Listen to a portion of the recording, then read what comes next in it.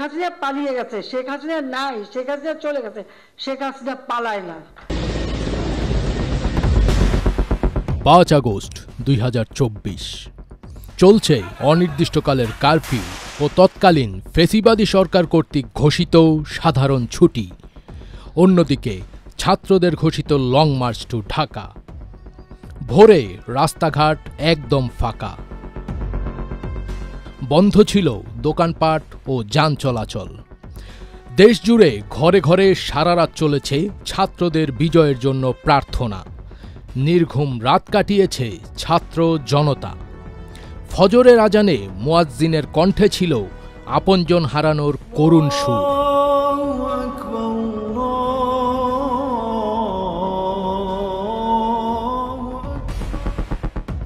দিনের আলো ফুটতে থাকে। মুক্তির মিছিল না করে সেদিন ঘরে না ফেরার প্রতিজ্ঞাও ছিল তাদের। সেই প্রেক্ষিতে দিনের আলো বাড়ার সঙ্গে সঙ্গেই পাড়া মহল্লায় জড়ো হতে থাকে মুক্তিকামী জনতা। অন্যদিকে প্রস্তুত থাকে শেখ হাসিনা নিয়ন্ত্রিত পুলিশ, র্যাব, বিজিবি।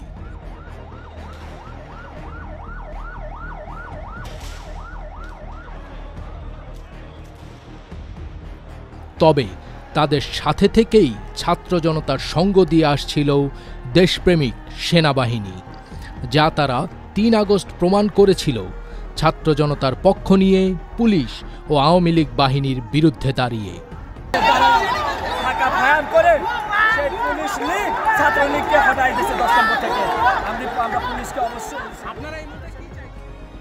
ধীরে ধীরে পাড়া মহল্লার অলিগলি থেকে জনসমুদ্র উঠে আসে রাজপথে। বেজে যায় স্বৈরশাসক শেখ হাসিনার পতনের ঘণ্টা। 15 বছরের স্বৈরশাসনের কবর দিয়ে 18 কোটি মানুষ ঝাঁপিয়ে পড়ে স্বাধীনতার স্বাদ নিতে। বেলা যখন 12টা বাজে, সারা দেশের মানুষ রাস্তায় নেমে আসে। রাজধানীর সব সড়ক মহাসড়ক দিয়ে ছাত্র জনতার মিছিল গণভবনের দিকে এগোতে থাকে। ছাত্র জনতা তৎকালীন প্রধানমন্ত্রীর বাসভবন গণভবন ঘিরে ফেলার জন্য এগিয়ে আসছে, এমন সংবাদ পেয়ে আর টিকতে পারলেন না ফ্যাসিস্ট শেখ হাসিনা। তিনি ও তার ছোট বোন শেখ রেহানা সেনাপ্রধানের বেঁধে দেওয়া মাত্র 45 মিনিটে প্রস্তুতি নিয়ে পালিয়ে চলে যান প্রতিবেশী দেশ ভারতে। হাসিনার পালিয়ে যাওয়ার সংবাদ মুহূর্তেই বাংলাদেশ সহ পুরো বিশ্বে ছড়িয়ে পড়ে। মুক্তির আনন্দে ভাসতে থাকে পুরো জাতি। এমনকি বিদেশে বসবাসরত বাংলাদেশিরাও আনন্দ মিছিল বের করেন। সংবাদ সংস্থা এএফপি তখন জানিয়েছিল শেখ হাসিনা তার ছোট বোন শেখ রেহানাকে নিয়ে গণভবন থেকে নিরাপদে বাংলাদেশ ছেড়েছেন। দেশ ছাড়ার আগে জাতির উদ্দেশ্যে একটি ভাষণ রেকর্ড করতে চেয়েছিলেন তিনি, কিন্তু সেই সুযোগ না হওয়ায় আগেই দেশ ছাড়েন শেখ হাসিনা। এক সময় যে শেখ হাসিনা উদ্ধত স্বরে বলেছিলেন যে শেখ হাসিনা পালায় না, অবশেষে সেই অহংকার মাটিতে মিলিয়ে দেশ ছেড়ে পালিয়ে যান তিনি। শেখ হাসিনা পালিয়ে গেছে, শেখ হাসিনা নাই, শেখ হাসিনা চলে গেছে, শেখ হাসিনা পালায় না।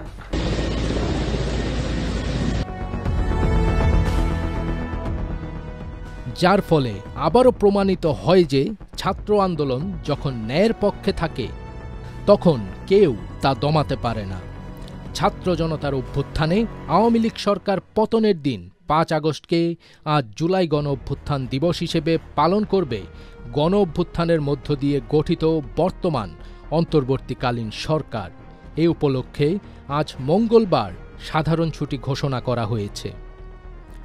ফজবিট তাজ, ATN বাংলা।